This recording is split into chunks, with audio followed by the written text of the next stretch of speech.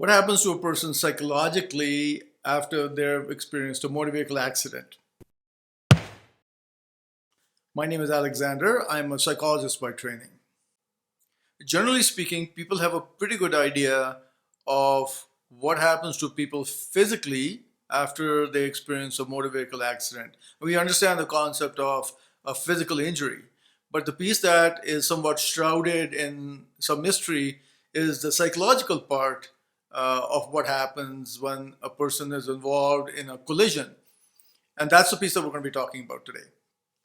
So immediately after a motor vehicle accident, there is a window in which a person experiences what we would refer to as shock. And that window can last up to about 72 hours and sometimes even longer than that. And in this period, in this window, the person is experiencing a sort of emotional numbing. They are a little disoriented, confused. They don't really have a very good read of their body. Very often, when a person has been in an accident, they'll try to dust themselves off while they're in this state of shock and just carry on with their lives. They may go check on the other driver and find out, how the other driver is doing, believing that they themselves are okay. And they may tell family members, "Oh, I had an accident, but I'm okay, I'm fine, and no, I'm doing all right." They may go back to work and tell their co-workers and employer that they're doing okay and believing that they in fact are okay. And then what happens a day or 2 or 3 days later, this unraveling can start to happen where the person starts to experience this heightened sense of anxiety. They may start to experience all of a sudden nervousness and tension. For some people, they may start shaking and trembling and crying.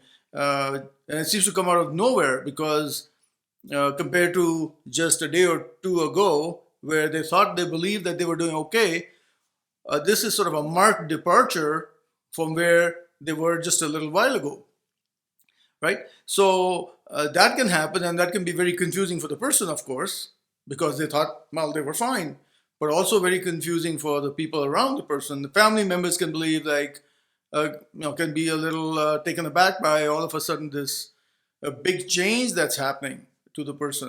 Employer, colleagues, for example, can be a little confused by it. They say, "Oh, well, you returned to work and we thought you were doing all right, but all of a sudden you seem to be just falling apart. And, is this real? Because you seem to be okay yesterday." And it can be a very confusing time. And then in the midst of all of this, a person can be having other symptoms where they're having flashbacks.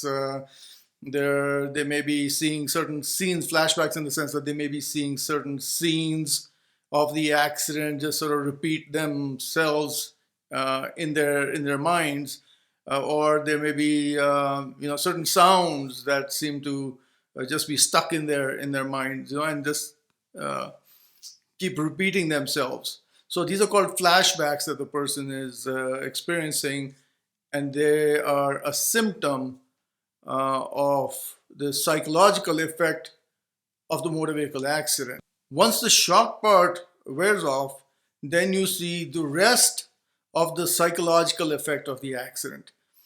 And the rest of the psychological effect can be the person's continuing to have flashbacks. They may have nightmares or bad dreams.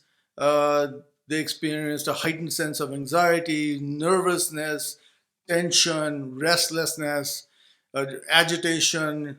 They may experience short-temperedness. Their mood seems to shift up and down, and that can continue on for quite a period of time. Their mood going up and down, and they may actually have a very heightened sense of stress and fear. So collectively, what this tells us, these symptoms, what we learn is that the person has actually experienced a psychological injury, and that psychological injury is signified by these post-traumatic symptoms. So not necessarily post-traumatic stress disorder, although it can be post-traumatic stress disorder as well, but post-traumatic symptoms to be certain, where the person is experiencing, as I was saying earlier, they may have nightmares or bad dreams. They have difficulty sleeping. They have a heightened sense of anxiety, nervousness, fear.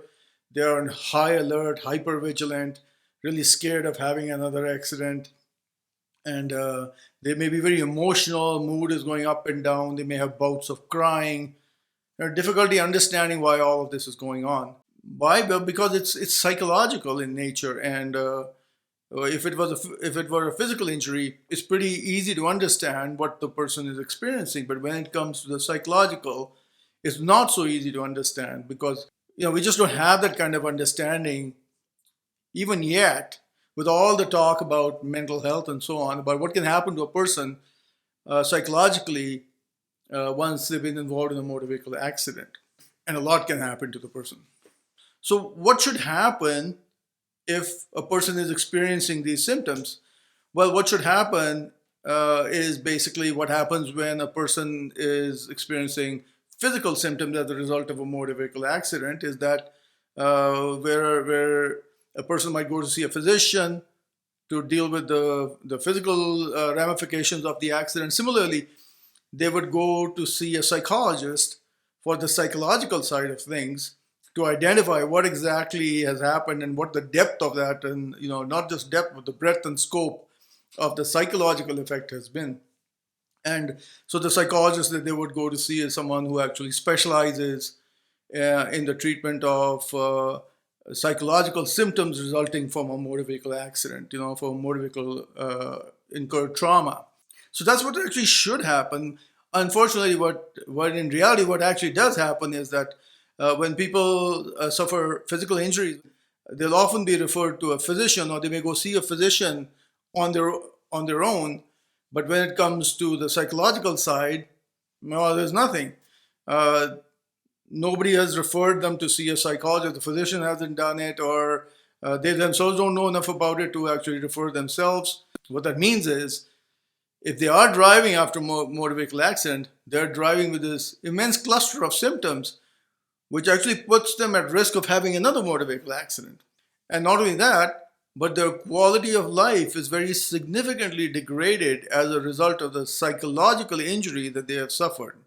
Sometimes people do know that they should actually go and get some help on the psychological side, but they're concerned about the cost involved in getting that help because it's not covered by the medical system. At least here in Canada, it's not covered by the medical system.